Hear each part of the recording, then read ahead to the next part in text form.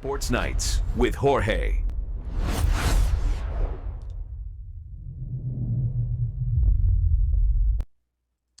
All right, fans, welcome to SNJ channel. Thank you so much. Thank you those that have subscribed, giving the thumbs up, and leaving comments, guys. Another update coming up from the camp. Don't know if you guys saw it, but I'll talk about another injury. This time is to fullback Alec Ingold. Apparently, he suffered a concussion. Uh, he got up by himself, went to the locker room, and for evaluation. So listen, another thing, we know that Austin Jackson went out. Of course, McDaniel had a press conference this morning, announced that he'll be ready for the opening game against the Colts. At the same time, Miami has signed an offensive lineman, veteran Jeremiah Edefi, I think his last name. Adding more depth with the he played for Cleveland 7 games, and then he played for the Bears. So adding more depth to the team. I think is one of the weakness of the team right now. It's the right side, but I believe I'm staying positive. I believe this team is gonna really surprise everybody in the AFC East. Um, we're still looking for a cornerback. There's rumors out there about some trades. They're just rumors. Once again, Storm Duck, love the guy, man. From last year, I see his develop. He has come again. He is lights out in camp. We saw Tua through his first interception today. Malik, or Mika Fitzpatrick, sorry. Mika Fitzpatrick picked it off. Went at 80 yards, almost a pick six, but Tariq made the tackle. There's a lot of good things. I mean, both ways, both sides of the ball. I'm not worried so much about Alec right now because we got Madison, and I think he's going to win that spot as a running back. I mean, as a fullback. I think he's going to be a great 2 yards shortage. I mean, we have great running backs for that shortage. 3rd and 1 at the goal line, or 2nd and 1 at the goal line, or even 4th and 1 at the goal line. With Jalen Wright and Madison, I think that's two big fullback. Ali has been up and down in camp. Turnovers. He has done a couple of good plays. When I say this, guys, is because they play with each other. Now let's see what happens when they put the pads in. They practice against the Bears, and then they'll play the actual game a week from now. Actually, on Sunday down in Chicago. So the only thing is the injury of this team, right? So we talk about it because we always have to open up the podcast with a Dolphin injury. We want to keep it positive with nothing happening in the camp, but unfortunately, guys, that is part of sports, right? That's what happens. So we try to keep it minimized, try to keep it as legit that we can, keep it positive as we can, because that's what, as fans, we're supposed to do. And as podcaster, like I said, I'm not worried about this team. I think secondary, I think safety, cornerbacks, the front five, the front seven, because I probably call it the front seven because they got players that could, if they put pressure on the quarterback, I'm not worried about the secondary because that's going to take a lot of weight off the secondary. So, but yeah, it's just the consistency of injuries coming up every single day for this ball club. And unfortunately, I know we talk about it, and I know you guys are probably tired of hearing it. That happens anywhere. I understand that. But I also believe it happens to the Dolphins, which I want you guys to understand where they need the position the most. Now, remember, we got 90-man roster. We got to cut it to 53 roster. Okay? There's a lot of people upset that's going to be saying, wow, there's some players that are going to lose their job. And listen, and now Tinsdale playing good football, sorry. I'm sorry because I've been tired all day, man. It's been a tough day for me, but that's okay. I gotta stay positive. I'm not gonna actually make it worse than what it is. God's good, and I leave it to that, guys. Uh, there's a lot to report for the Dolphins. There's a lot to report out there for football teams.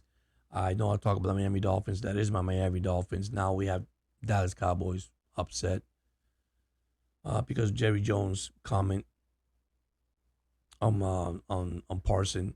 And listen, I have to worry about the Miami Dolphins. I mean, I know, we fans get caught up. I see the media talking out there, going wild and crazy about it. Something will get done. If it doesn't get done, he get traded. And you know what? Sometimes I say this: we just gotta move on. We can't let things like that, take over our mindset. Just move over. I mean, it's like the Dolphins. We can't. I had to look what Miami has now, and what Miami has now. It's a team that is ready to compete and battle and fight, and that's what we need. We need a team that wants to do that on a daily basis.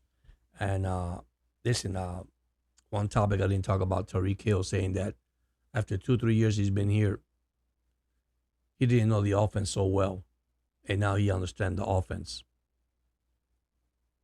Whether you believe it or not, I mean, it's like he was playing street football out there. Well, this is not street football. This is where you go to meetings, you go to the playbook, you go to your teammates, you huddle, and you know what play's coming up. I feel that, the culture of the Dolphins that we talked about a while back, that is the culture. The culture is actually basically you come in, you do your job, you have to eliminate your mistakes and all that. One thing I was going to talk tonight too that I did put it on my podcast too is the 3 things the Dolphins needs to do this year. And listen, it's not easy. It's not easy. It's you have to execute. If you don't execute, you can't win in this league.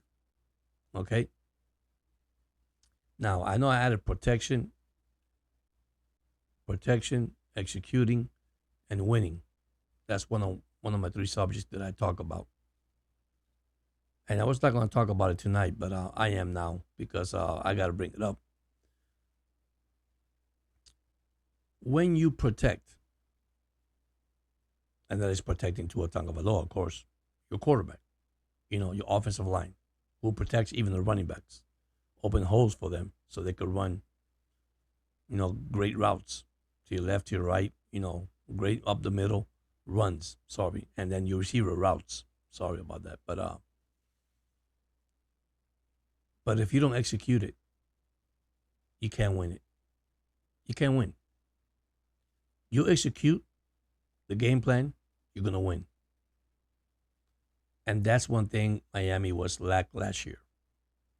The lack of execution. Okay, the 3rd down plays, the 3rd and 1s, the 3rd and 2s. Getting themselves in a long yard situation when they don't have to. This is a running team. I know Tua is going to have a good time throwing the ball, but it's more of a running team. Just look at the backfield. A-Chain. Okay? Ali. Madison. Fullback. Jaden Wright. So we're loaded, regardless. We're loaded. But then comes the protection. The protection is your front. Your offensive line. Protect, execute, guess what? Equals to a win. That's all I'm saying, guys. And I feel that Miami's going to have a great season. I just have that gut feeling. Listen, I will not be surprised Miami wins the AFC East. I know some of you guys might say I'm crazy. I don't believe it. I'm not going to go there. They might not go to the Super Bowl. They probably win a playoff game. Listen, I'm going to tell you something. I don't believe it's going to be McDaniel last year either, even if they lose. You can't blame McDaniels for team injuries. Unfortunately, it's sad because I've seen coaches get fired for that. That's something you have no control of. You see, what you have control of is executing. If McDaniel is not executing with the Miami Dolphins, then I could tell you he could be fired. And so does Greer, man. So does Greer. See, I don't think Greer is going to be here one more year. And if he is, listen, this is not something that I'm going to say Miami's going to have to clean house. Because once again, they have a team. They got a roster full of talent. Okay? On paper, I'm going to say about it. Every NFL team on paper looks undefeated, looks great, looks awesome. But when they hit the field, it's a different story. And this we'll know when preseason game 1 comes next week. The only thing is, don't get too crazy about it if we win or lose. Why? Because it's a game of evaluation. Same thing as the second game. Same thing as the third game. Now, when it really counts, now we're talking different story. So this is why you got 90-man roster. This is why you got all these players there to evaluate. It's hard to evaluate 90 people to put them in all these games. Okay, so McDaniel is going to see, do I got a first-team offense? Do I have a second-team offense? Look, backup quarterback, man, it could be either or. I'm going to be honest with you. It could be Zach Wilson. It could be Quinn Edwards. I mean, who knows? We'll know once preseason starts. And trust me, I think you're going to go with Wilson because he's a veteran. He's actually a guy that played in this league enough to know how to handle, which I know that he's been struggling in his career as a quarterback in the NFL, especially with the Jets. Okay, and then he went to Denver, which I think he never took a snap, never played. But at the same time, listen, you got to give a person an opportunity, a chance to show what he has. I mean, look, when he started, we started complaining, man, he looks terrible. He can't throw the ball. He can't do this. And that's only just practice. Remember, mini camp. Then you got the rookies coming in. Then you got OTAs, mini camp, and then the regular camp. So, listen, we got to give these guys a break, man. Give them a chance, okay? Listen, McDaniel press this morning. He talked also about their safeties. Cam Smith can't say nothing because they need to hit the field to evaluate. So, what's that saying? Might not make the team. Julian Hill, I mean, who knows? There's so many things that it's going around the Dolphins. The only thing I can tell you is the Dolphins is about to put a team that's going to compete every Sunday, whatever Saturday games play Thursday night, because they got so much primetime game this year. Miami's going to put the best on the field. And that's what Miami's doing, putting the best what they have on the field. And we can see, Tua, like I say, he's not an elite quarterback, top 12 quarterback, if you want to say the most, But if he wins this year, that could change. Okay, unfortunately, he is our franchise quarterback. He's here to stay unless something really happens. And this year, which I pray to God it doesn't. I hope he stays healthy. Listen, I'm not worried about the concussion. I've been saying that from day one. I'm not worried more about the hip, his movement, side to side, throwing the ball on the run, getting hit on that side. That's it. But once again, there's where the protection comes in. There's when I'm saying, hey, protect, execute equals to a win. And that's all Miami got to do. It sounds simple like it is, but it's not that simple, guys. Football have, a lot of chemistry, a lot of intangibles. Football is it's a sport that's hard to play, but if you go to your meetings, you do your weightlifting, you do your programs, you don't skip any kind of camp, You try to get better, learn more. I mean, Willie Gay Jr., once again, another one. Storm Duck, I mean, they're just having a field day. But look what he said today. And this is Willie Gay Jr. on one of the press conference. He gives himself, he's not worried about the orange jersey because he was asked about that. But what he says that he's there to learn and watch this and learn more. Not only learn what he's learning, but he wants to, there's room for improvement. And see, that's what goes across the board for the Miami Dolphins. That goes to Tyreek Hill too. I mean, when Tyreek Hill came out and said, and I know I'm changing things around, but when Tyreek came out and says, I didn't understand that this offense 2-3 years ago. Well, I guarantee you, if you've been in the films meetings and not only step in the huddle and see what's called and what's the play was, you see all these things, guys. This is where the chemistry of all these players, starting from the head coach to the GM, from the GM to the head coach, going down to the players. This is where it all boils out. Okay, win, lose as a team. You lose, you pick yourself up and come to the next day.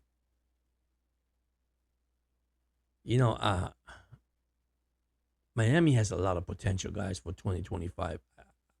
I don't know. I got that good feeling, guys. I have a lot of podcasters and friends and tell me, man, you're crazy, George, and this team was 9-8 last year, or 8-9, whatever the record was, and or 8-9 last year. Missed the playoff by one game and losing. I mean, listen, it just takes one spark of a player. I'm looking at Jack Jones, Mika Fitzpatrick, Storm Duck, Hilton. I mean, look at these names, guys. He'll play nickel. Okay? I mean, Willie Gay Jr. What can I tell you, man? I can see a team that's hungry right now that wants to win. I seen Chubb's interview. Okay, Chubb's. I seen Jalen Phillip interview. I seen Tua interview. And you know what's amazing with all this? They all have the same concept. You think they're not tired like we are of losing? Okay? When you walk into a building, your first thing in your mind is, man, I got to hear these fans whining and complaining.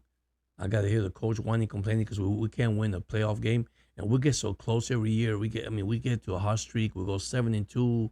I mean, we start bad and we start good. And we get to the streak, and then we're getting better. And then always something happens. A distraction. A problem in the team. An issue in the team. Something that McDaniel should address last year. Now, if that's the case, McDaniel should have been fired last year. The moment everybody said he lost his locker room. And I remember Teron said, no, I don't think he lost his locker room. Okay? Maybe Ramsey had a point. Okay? But Ramsey and McDaniel never get along either. But maybe Ramsey had a point. Man, there's players here that just don't want to play. There's players that are going to do whatever you want. You see, this is where I'm a firm believer. I don't care how much money you make. Okay? You still have to report to a coach. If you make money, that doesn't make you entitled of coming in late. Entitled of you showing up when you feel like it. Entitled, because you know what? What happened to Tyreek Hill last year? It wasn't a coincidence, guys. You do good things happen to you. You do bad things happen to you. Okay? Shouldn't have been stopped by the cop. He should have been there early. He should have been there training. He should have been there exercising. He should have been there, but it's over with. It's history. Don't want to talk about it, right? We move on. Because this is our year, 2025, 2026. A successful season, it's not going to be a winning season. It's not going to be a playoff win. It's not going to win the AFC East either. it's going to be winning the Super Bowl. Because I guarantee you, the Dolphins is just tired of all this. I know it's hard to do. I know that we ask too much as a fan, but I don't know. I'm seeing something different this year with the Miami Dolphins. And listen, when I hear this player talk in the press conference, when I hear them ask these questions, you'll be surprised with the answer, man. We're getting better. We're improving. There's still more to improve, more to learn to get better at where we at. It's hard to get to the perfection, right? To be perfect, because there's nobody perfect except the guy up there. But at the same time, the Dolphins are trying their best. Yes. What is hurting the Miami Dolphins is all these freaking injuries that's coming out of, I won't say out of nowhere. It's just happening. And this is playing with each other. Don't want to know when they play with another team. That's what I'm worried about. But anyhow, thank you so much for joining with the channel. Thank you so much for your support. Thank you so much. Don't forget to hit the like button, the thumbs up, whatever you want to call it. Leave your comment. And listen, you guys have a blessed Sunday. Very blessed Sunday. And I see you guys tomorrow. Once again, go Fins.